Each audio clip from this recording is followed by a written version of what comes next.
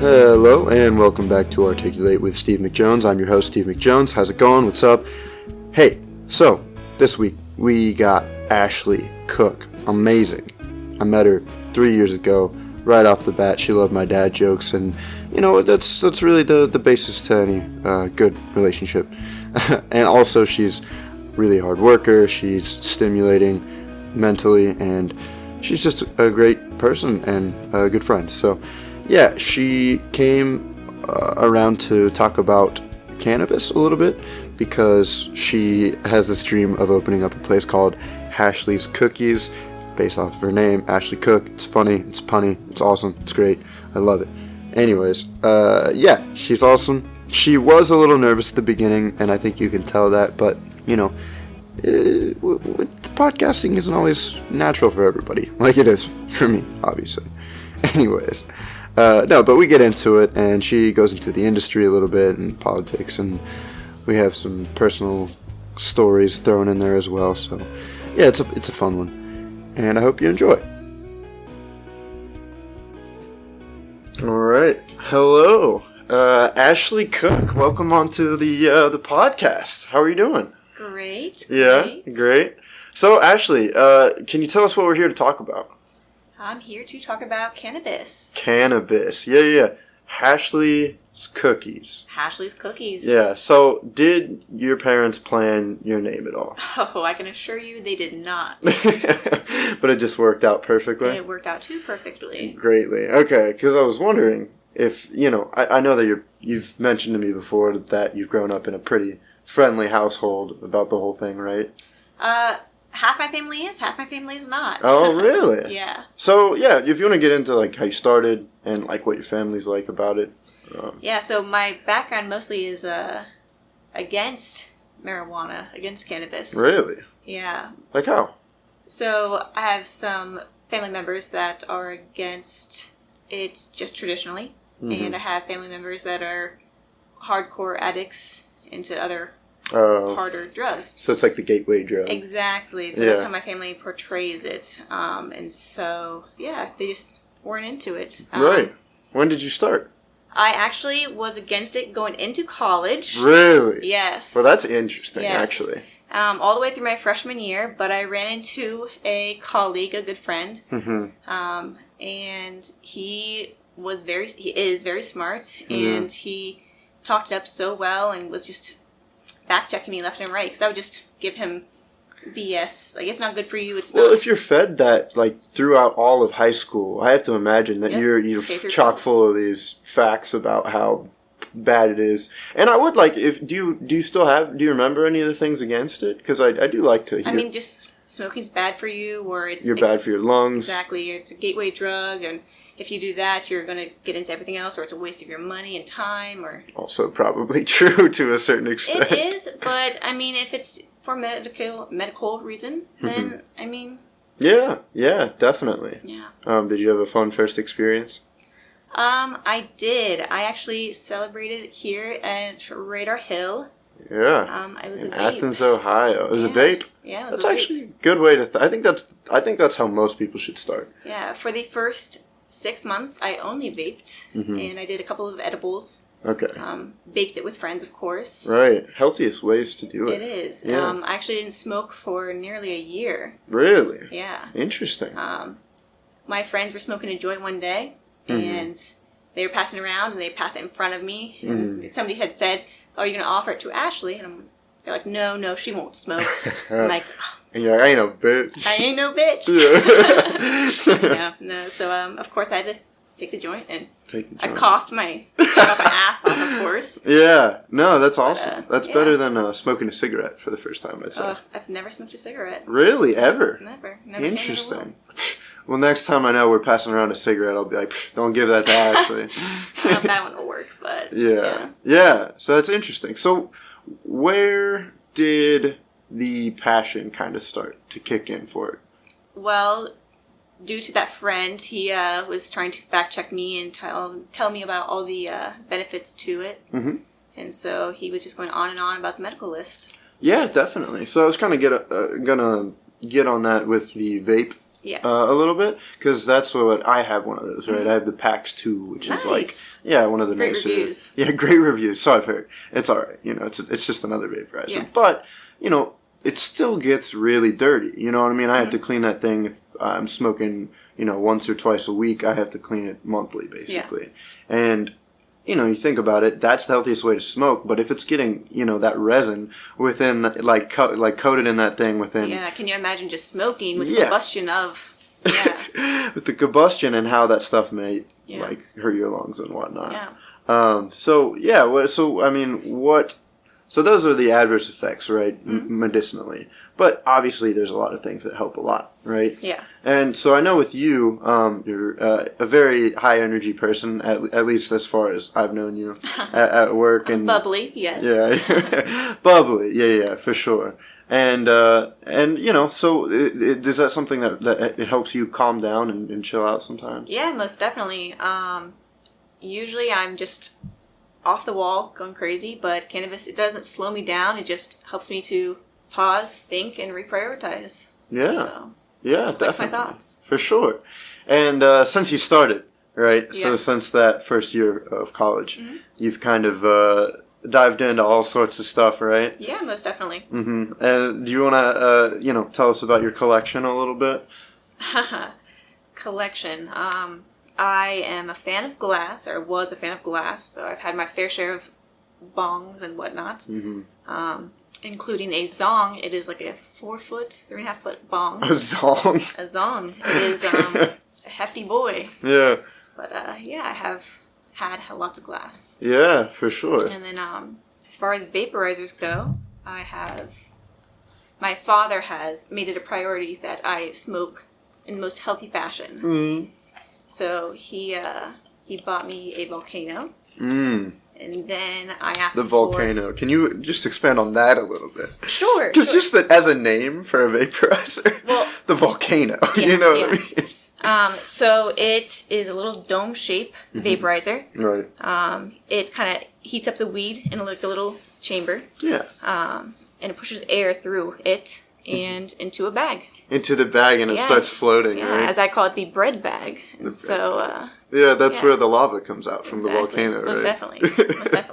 That's funny. That's interesting. And so you have the zong, the volcano. Wait, your dad bought that for you? Oh, for birthday. He wouldn't just give it to me. I had to ask for it for birthday gifts or Christmas gifts. But it's still hefty gifts. I appreciate it, but it wasn't just... So, when did the transition come with your parents when they knew that, that's what I'm saying. Because before you said, that's a big jump from being completely against it to buying you a volcano. You know what I mean? Yeah. So they had found out because I was growing.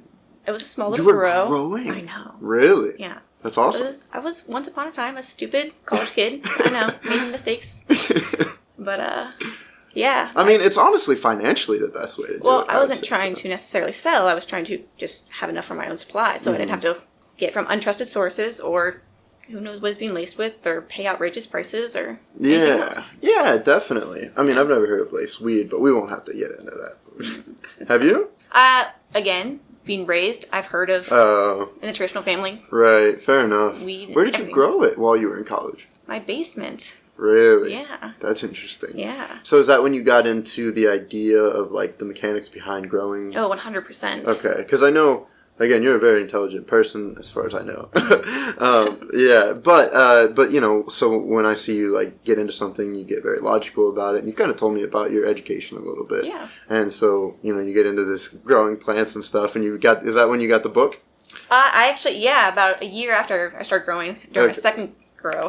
That's when I got the book. The second harvest. Yes. So, but my parents, they were not happy that I smoked. They found out that I was growing. Oh, man. And so my mom, she forbade me to smoke ever again, and that she was going to drag me out of school literally that day if I didn't promise her I was never going to smoke again. Really? Uh-huh.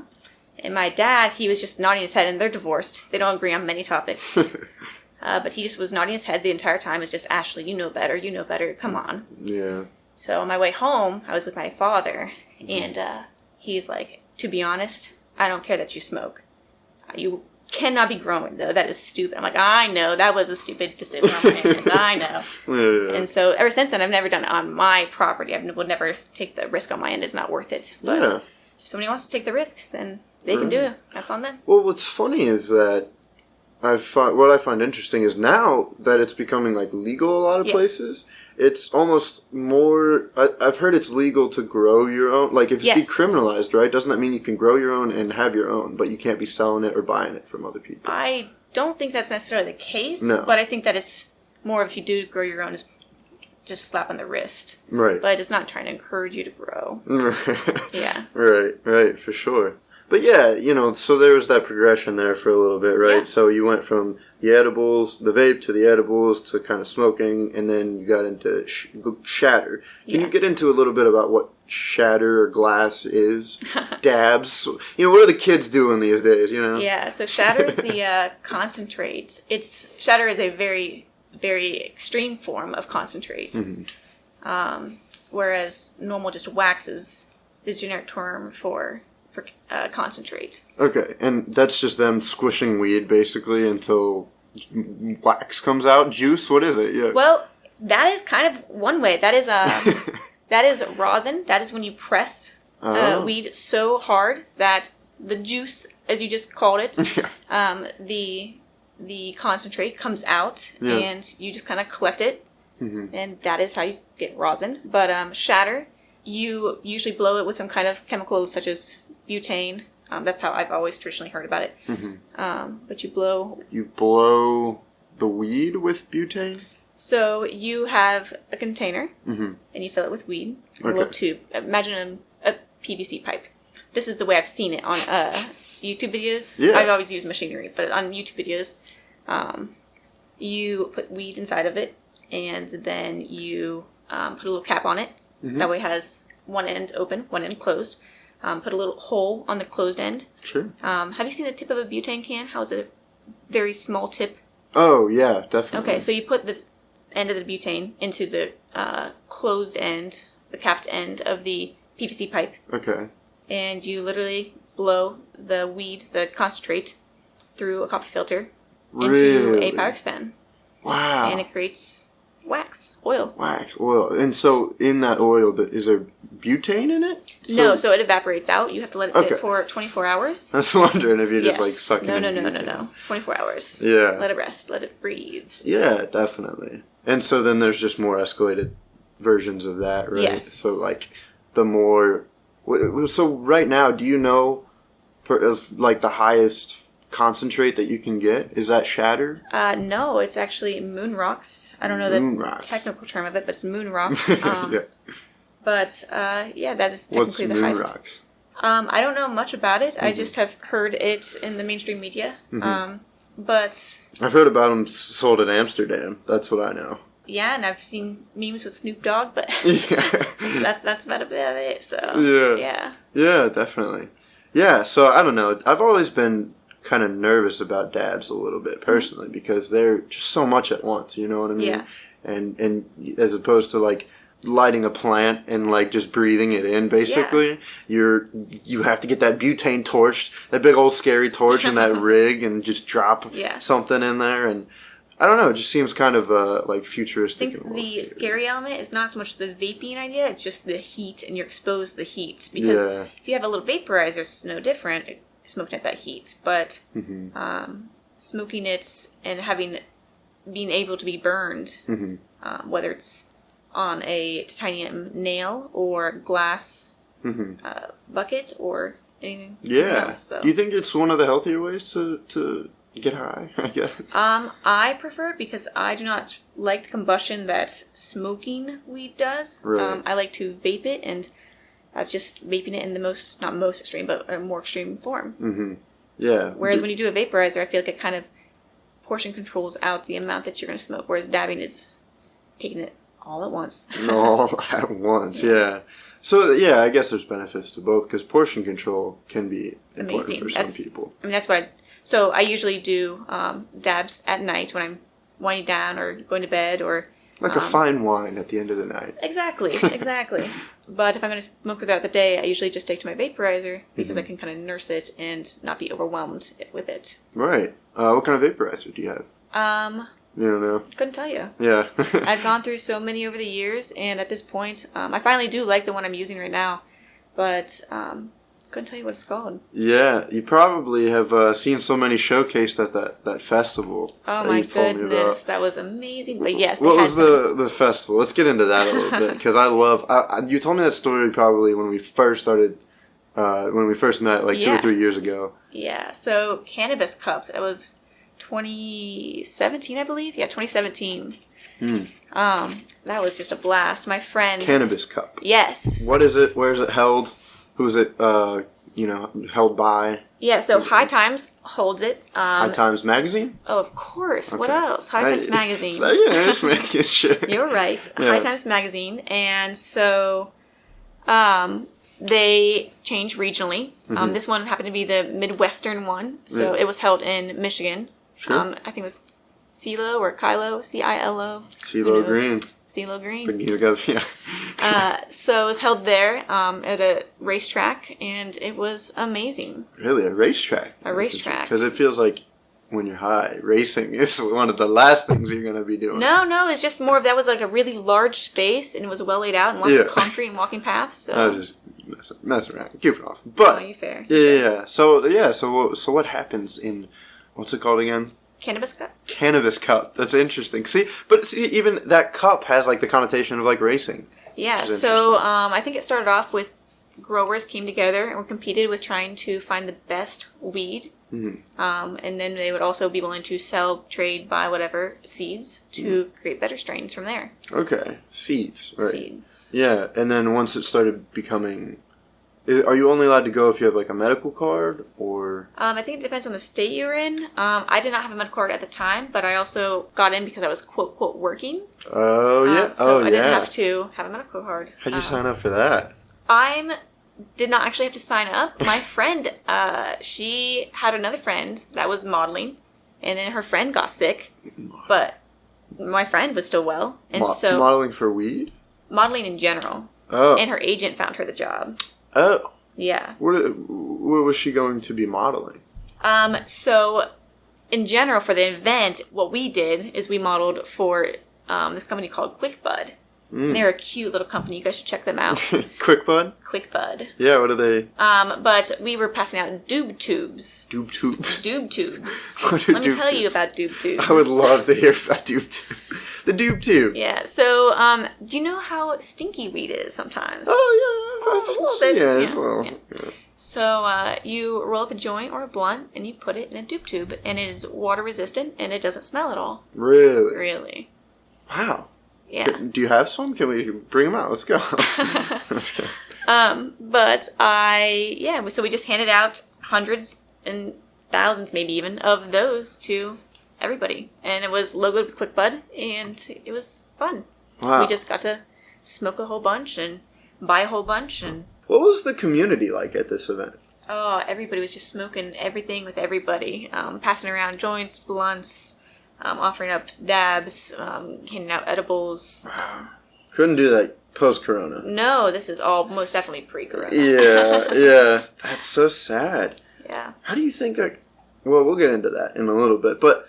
That's so yeah. I mean, so did you meet people there? You must have talked to a lot of people passing out these things, right? Oh, yeah, I networked a lot. I didn't meet so much as people as I did businesses, and I've networked a lot with businesses and job opportunities or just travel opportunities. Really? Yeah. And so this is where Hashley's Cookies starts to come in a little bit, right? Yeah. So what's the idea behind Hashley's Cookies? Yeah, so I was baking a lot of edibles for myself, and my friends struggled to find good quality edibles that would actually affect them, because everybody struggles with having potent edibles. Right. Yeah. Because you never know. Were you consistent about them, too? You would get consistently fucked up. Yeah. It was not necessarily consistent in the levels. I was pretty new back then, but I just made sure I put enough of oil, so I also baked with oil. That's interesting. Usually it's, marijuana. With the actual flower marijuana. Right. But no, I used oil, and so I think it made a little bit more consistent butter mix. Yeah. But yeah, I just baked a lot for myself, and my friends just kept buying from me, and then their friends would buy from me or them, and I just soon was having a little network, and I was trying not to have a network, but here I was just baking for myself, and it's just out the oven, out the door. Was it hard to learn? No, I love baking. I've always loved baking. Yeah. And, getting baked, apparently. Yeah. You literally just have to heat up the butter. I personally double broil it, so that way I don't, burn the butter itself. So I put water in the bottom saucepan, put the second saucepan on top, Right. heat it up, and then melt the butter and add however much oil I'm going to need. So a beginner amount, you normally just do like a stick of butter and 8 grams of oil. Okay, so you mix regular butter and the oil together. Yeah, the fattier, the better. The fattier, the better. Yeah, so THC can... it connects to the fattiness. The tissue or whatever, I don't know, the atoms align really well. Yeah, I wonder if you could, like, make oil out of it and then, like, fry stuff in the oil. I'm sure you could, 100%. Yeah, like fry some fries and then eat fries and get fried. That'd be insane. Eat fries and get fried. I like it. Yeah. There's a new place uptown that opened. Fried. FRY''D. Did you hear about that? I heard about it. I've never been there. Yeah, neither have I. It's in that weird, like, little plaza area thing. Yeah. But I think their target market is definitely... Because it's like their mascot is like a fry walking around with, like, red eyes or something. Yep. They got me. I love my potatoes. Yeah. Yeah. Oh, yeah, true. You have a burger here with mashed potatoes on it. I do. I do. That's hilarious. It's special. It's special of the Cutlers. Yeah. Do you have any favorite snacks that you eat while you're stoned? I always eat cheese rice cakes, but especially when I'm high. Cheese rice cake. Yeah. But I actually don't like Oreos. Except when I'm high. Really? Yeah, in my entire life. I think I liked them when I was a little toddler. And that was about... I usually just eat the cream and throw away the cookie, of course. But, really? Yeah. Most of my childhood and adult life, I have not liked Oreos. That's so weird. Yeah. And then you just hit a joint one night, and someone's like, "Hey, try one of these." Yeah, they were passing around, and they're my Oreos. I buy them for guests. No, but they were I was passing. I want my Oreos. Yeah, they were passing around, and they're like, "Well, don't give Ashley one of those. Basically, she doesn't want it." See, that's the trick to it all. You know, that's all. You just got to peer pressure Ashley into trying anything. That's hilarious. So I mean, do you have like a business plan? Because I know before this whole thing, you actually had a lot kind of set in motion to get your own place started, right? Yeah. So I have had a dream to open up my own pot coffee shop, my own pot cafe. Pot cafe. Interesting. Exactly. As well as coffee a bakery. Pot. That's funny. Actually. It is funny. Yeah. But as well as a bakery to do edibles, because I enjoyed baking so much, and then that way would supply the baked goods to the cafe. Oh yeah. And then to bring it back one step further, I would like to also then do a grow warehouse to supply the cannabis for said pot coffee shop and edible bake shop. Yeah, and that'd be a whole operation in itself. It would be. Yeah. So. But it's a slow process. It's an empire to build. Well, what's part of the process, you know? How legally, I mean, you have to be in a state where it's for sure medically, right? Yeah, for sure medically, but even then, your clientele is so restricted. Are you at that point, would they actually come into your coffee shop or your bake shop if it's only medicinal? Yeah, exactly. Or is it going to be more of a recreational or... I mean, people judge still. There's still a stigma. So yeah, no, for sure. Even if they wanted to, and they would be the people who go to a pot coffee shop, if other people are watching, are they going to go to a pot coffee shop? Yeah. Maybe, wow. Maybe not. So do you have like a place where you want to start this? Maybe where it's location? Yeah. Oh, not at all. So that's why I'm about to do a little traveling. Travel the world. Yeah. You want to talk about that a little bit? Where are you going? Yeah. So I'm actually going to travel around the U.S. month by month via Airbnb. Starting up north in Maine, and work my way down to Rhode Island, Philly, Charleston, just all the way down the coast, all over down the place. south. I'm so excited west, for you. Yep, up down California coast. Just corner to corner to corner to corner. And then if that goes well, maybe international. Learn some stuff, learn some skills along the way, meet some people, and see what I can do from there. Yeah. Just working on my savings all along the way.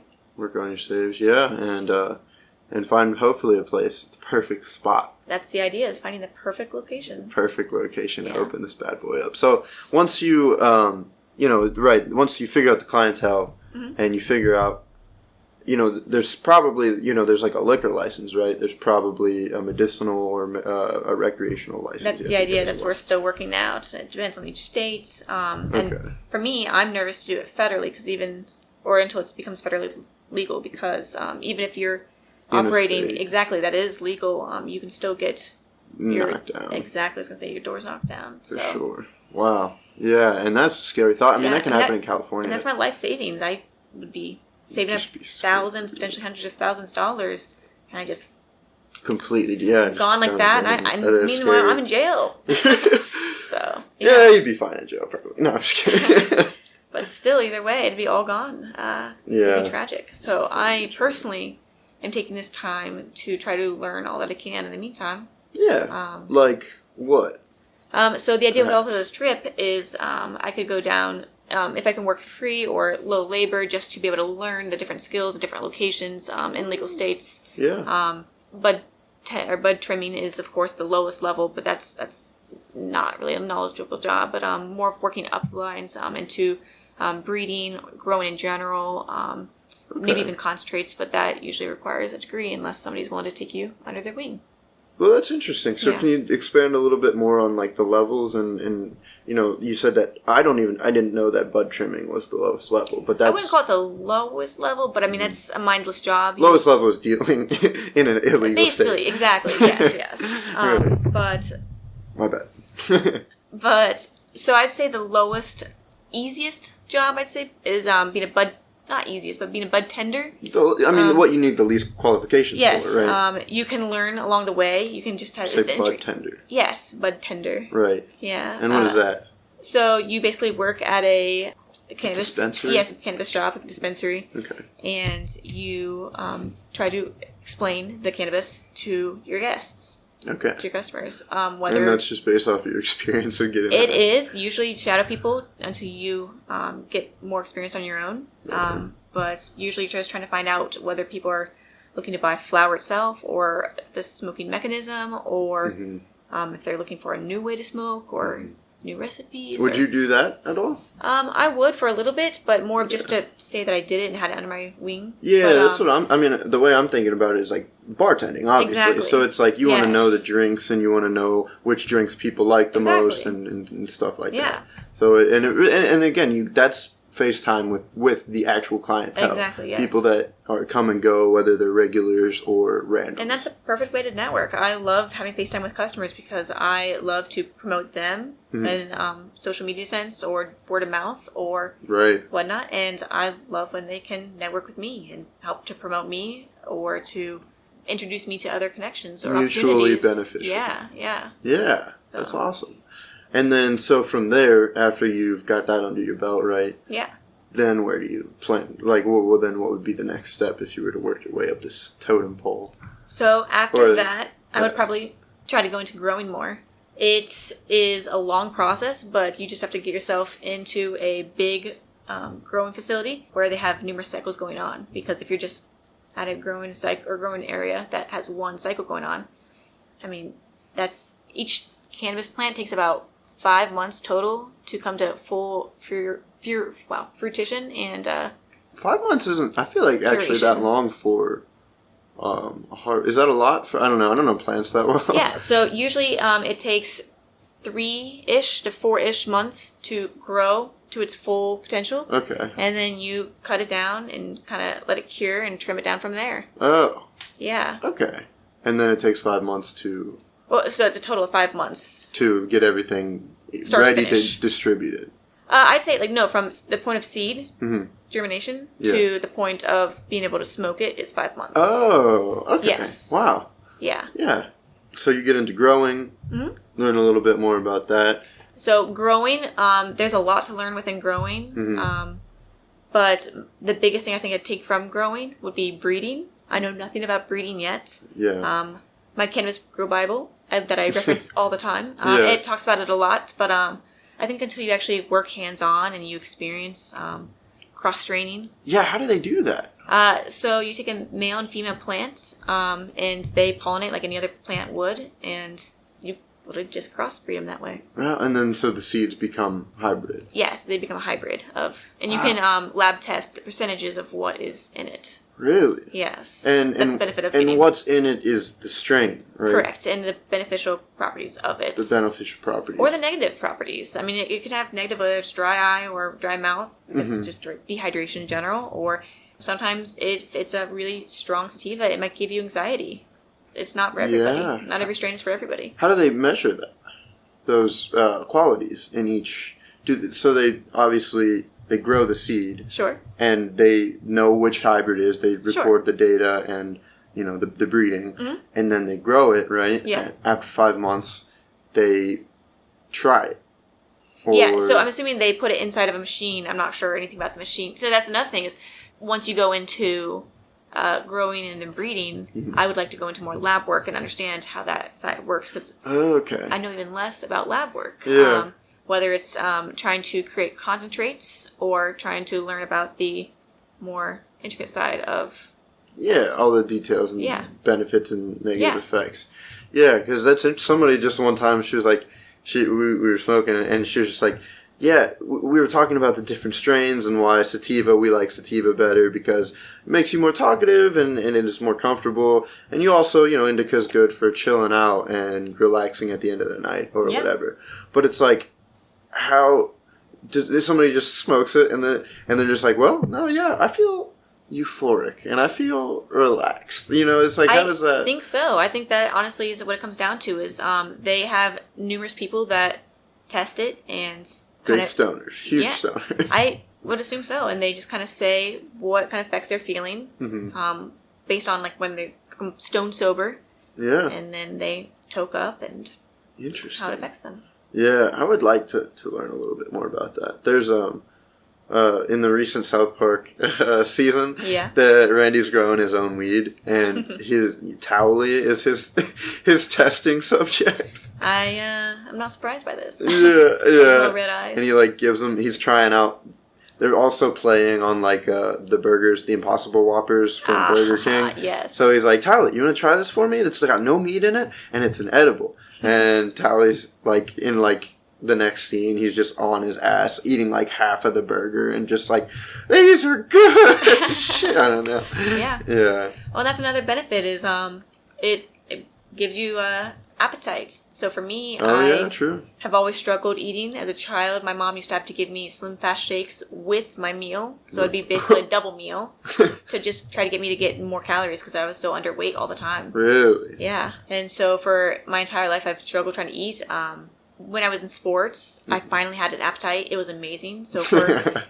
I don't know, 7 years, 8 years, whenever I was working out, which I was working out the entire 8 years, I always had an appetite. What did you do? I did track and cross country for a little bit. Yeah, that would get your metabolism pumping up there. Field hockey, that was my big one. Field hockey? Field hockey. Wow, I didn't know that about you, actually. That's interesting. I was a forward, so I did a lot of running that way. But even then, I still had a lot of big appetite, so. Yeah, I was going to say, all that running, definitely going to kickstart most definitely something going on down there. That's So. Do you consider that to be the most beneficial thing that you've gotten from weed?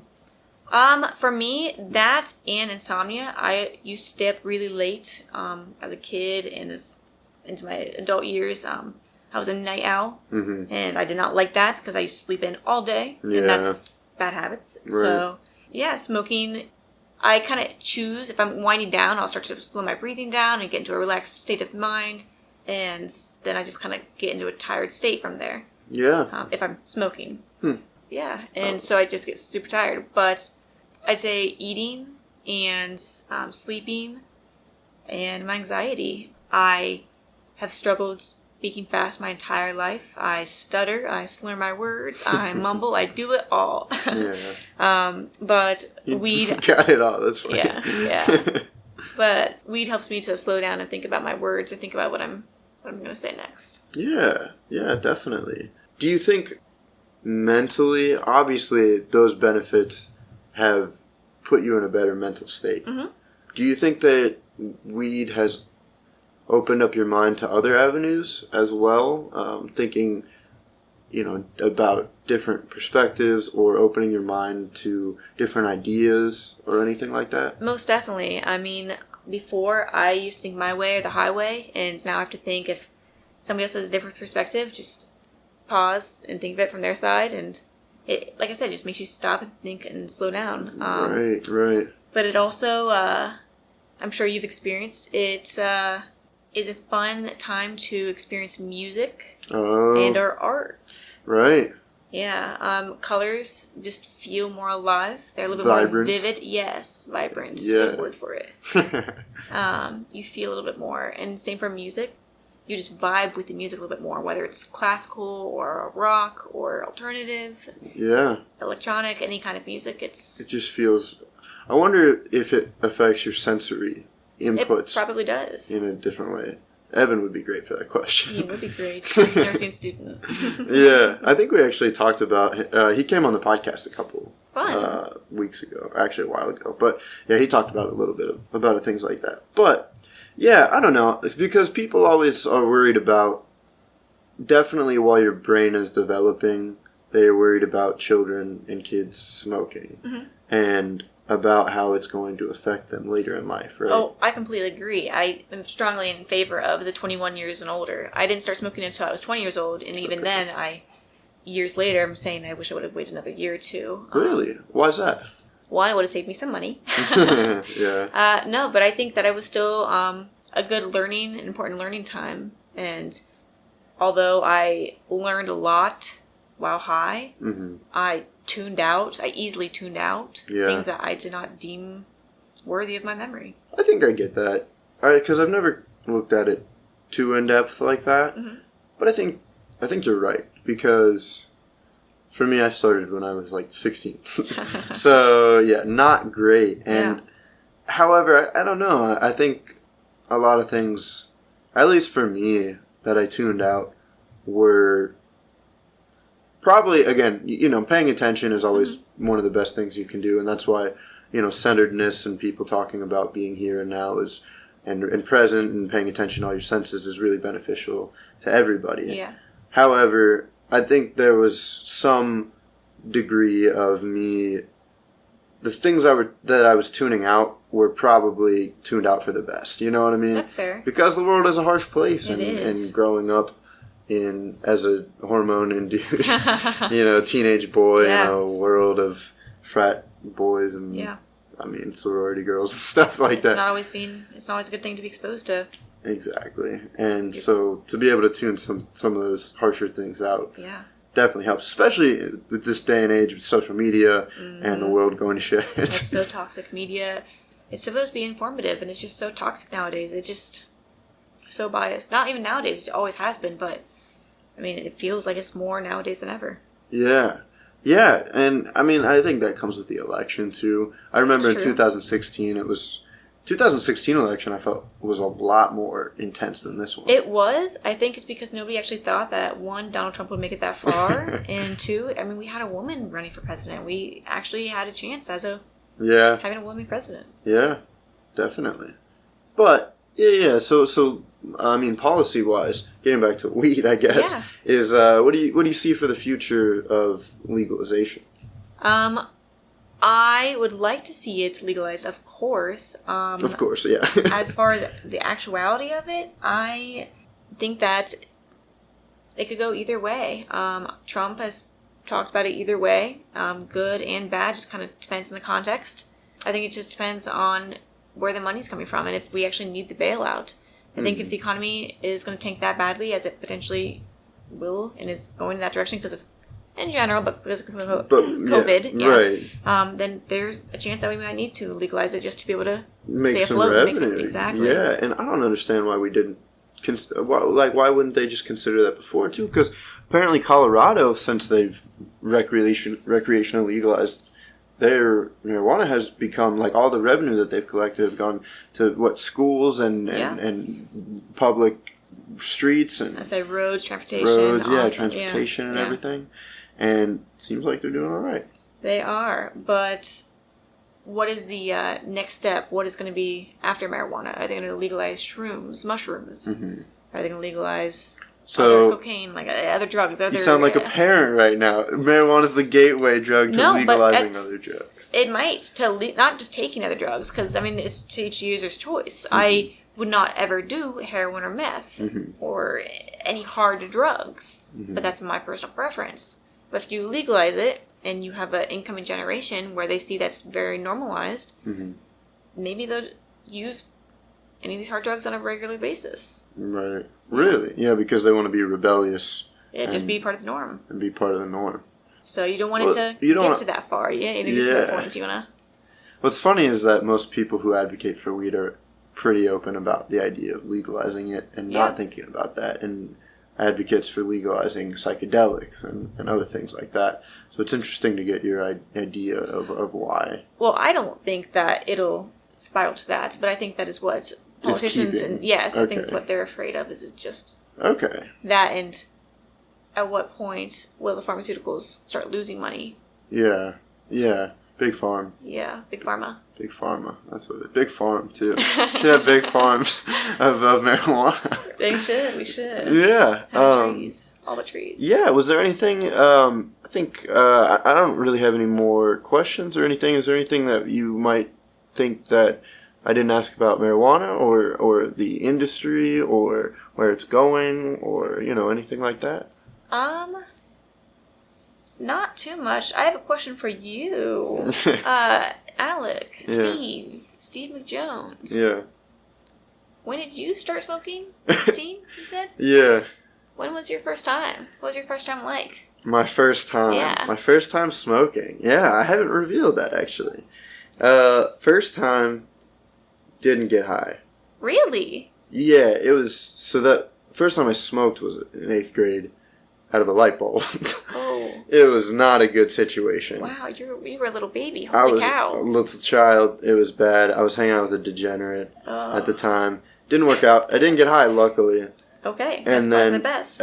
Yeah, exactly. First time I got high was sophomore year, when I was 16. Okay. Still a little baby. Still a little baby. That's too young. Yeah, I know, but, I think... It's better. Better than 8th grade. Right, better than 8th grade. And I'm still here, I feel like I'm a pretty cognizant person. Alive, well, lungs are functioning. Lungs are functioning, more or less. But, yeah, no, so the first time I got high, it's funny, again, hanging out with some degenerates, how else are you going to do it, And they obviously, we were like, yeah, how do we do it? Should I pay you, how much is it? And they're like, yeah, we'll roll a blunt for you. Blunt probably has, a little less than a gram, right? About. And they roll a blunt probably full of mids and seeds and, just trash weed. Yeah. And they charge us $20 for it, for the one blunt. And, which, for us, it was worth it, in that moment. Yeah, I'm going to pay $20 to do this little thing here. Wow. Yeah. Overpaid. Yeah. And that was, we were probably getting overpriced weed for at least 2-3 years. Wow. Yeah, it was bad. See, since I started later in my life and I had good friends, they had good connections. So I always got it for a reasonable price. Yeah, nice. And people assume as you get older, you get a little bit smarter about things. Yes, 100%. And so we were just young and dumb. Yeah. And it was me and one of my good friends, Chris Beckman. I'm sure he wouldn't mind me talking about it. He's a huge stoner. He's not afraid to admit it either. We both got very, very high. These people did not put a limit on us. They wanted to make sure we got our money's worth, apparently. And we were in our neighborhood, and in my neighborhood. And obviously, we got high, and our plan was to walk downtown afterwards, right?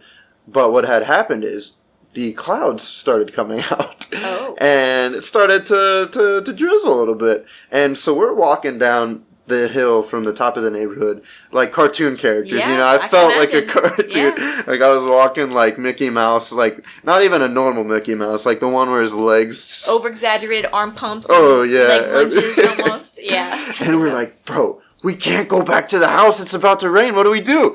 And there's this place that I know of next to my neighborhood. Yeah. It's a abandoned concrete house that people call the Crypt. The crypt. Wow. Yeah, very scary. Graffiti on the wall, stuff about Satan. You know, the whole shebang. Okay. Yeah, and we were like, I guess that's where we gotta go.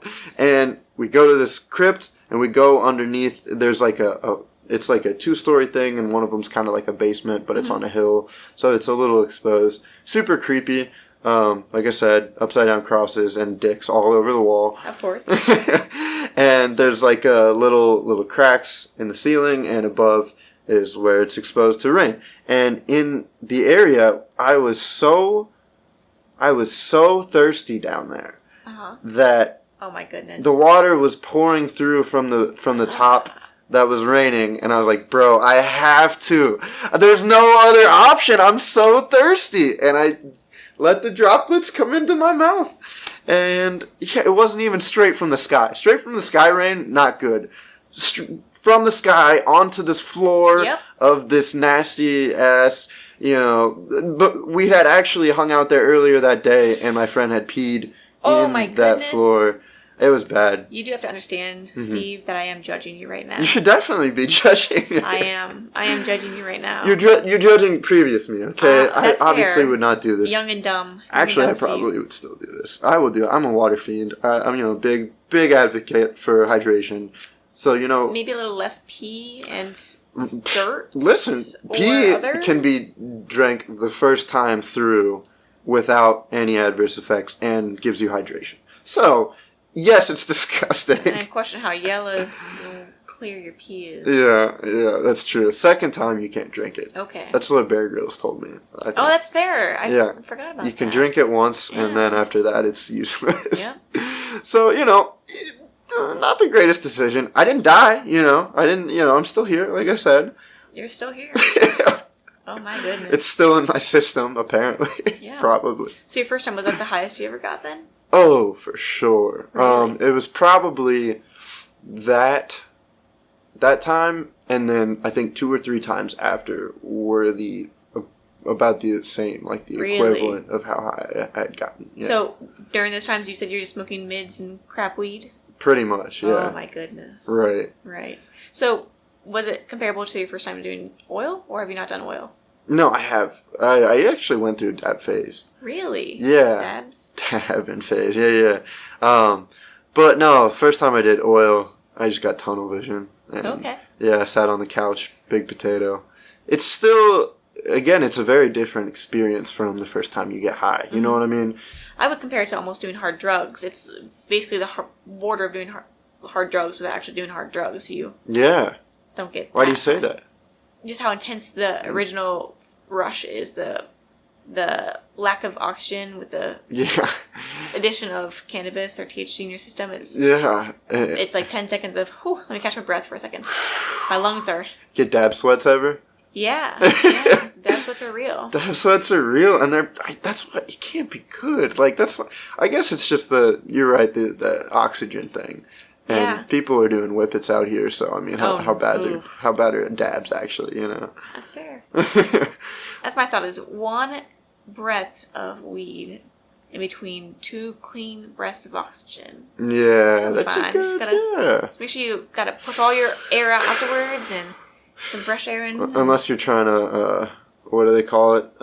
It's like hotbox. Well, no, it's like baseball. There's a baseball metaphor involved where it's like you and a friend are like passing it back and forth as fast as you can, and like we just gotta get through this. We don't have a lot of time. We gotta. It's called like I don't even know. It's a baseball That's metaphor. Fair. I'm sorry. I'll try to figure it out. Yeah, no, it's all right. But yeah, the first time you get high, you're never gonna get that high again. So try to get as high as you can and enjoy it. Yeah, the first time is like no other. Like no other, for sure. And especially that first time as a 16-year-old. Yeah. Is insane. Little baby. It's too bad you didn't get to experience that. I'm really, you should be jealous of me. What a sight to see. What a sight to see, I'm sure. Yeah, no. I have some gross stories from those other 2 times I won't talk about. Probably the best. Probably for the best, yeah. Because, and people throw up and it's just disgusting. That's fair. Have you ever gotten sick off of smoking? Like, not felt sick, but have you actually physically gotten sick? Thrown up? Yeah. I don't believe so. Okay. But my friend is very prone to throwing up. and he has a few times for sure. I see. It's just, and I think it's less about the weed and more about the coughing. Okay, so coughing too hard and just kind of coughing too hard, yeah. and that triggers something. That's fair. Yeah. It's interesting, the conversations about weed, because weed used to be, I feel like, a big part of my personality. Mm-hmm. You know what I mean? That, like I said, if I started at 16, that was who I was. You know, or whatever it was. And as the time goes on, you find yourself around stoners and around people that smoke, and you know, when you're younger, you don't have a lot to talk about, or when you come to OU and you meet a lot of new people, there's not a lot of common ground right off the bat. But weed was always something you can relate to people with. You know, you can relate. It's almost like alcohol, but to a lesser degree. Yes. And so it's just interesting to see how these stories have developed. Yeah, building relationships off of it. Yeah, definitely. It's a great bonding agent. It really is. I think there's no better way to you know, personally, the reason I started this podcast, one of the reasons is I feel like I'm better one-on-one. I don't know. I like hanging out with people one-on-one. It's just like my medium, I guess, for conversation. Yeah. And I don't think, for me at least, there's a better way to get to know somebody than like smoking, like in a peaceful outdoor area with music and a little joint just for the oral fixation and a little bit of, you know. I completely agree. Back and forth, keep it going. And it makes you, like I said, experience more, feel more, think more. You're right. Yeah. It's a great agent when you're with someone else. You enhance that relationship. Yeah. One of the few lights in the world, you know. One of the few lights in this world. All right. Well, that's a good note to end on, I think. Yeah, I would say so. So I appreciate you, you know, being open about all this and talking about it and Thank everything. you for having me. I appreciate it, Steve. Yeah. All right. It really is one of the few lights in the world, and you shouldn't take that for granted. And I hope you got a little bit of something out of this.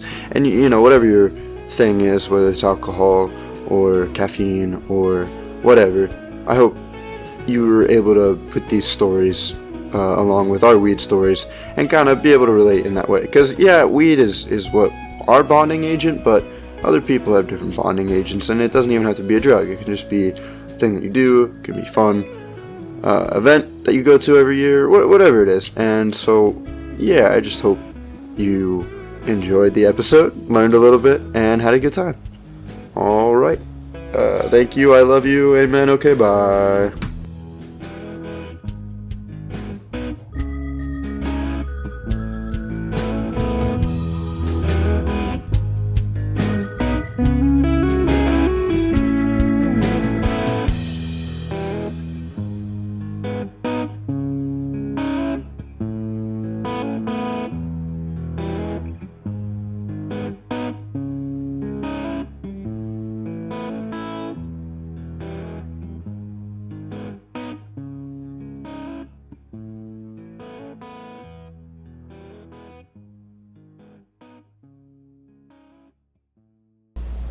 If I were to record like this, you can turn the volume all the way down. Does that help? Is it up? Is this too loud? I don't think so.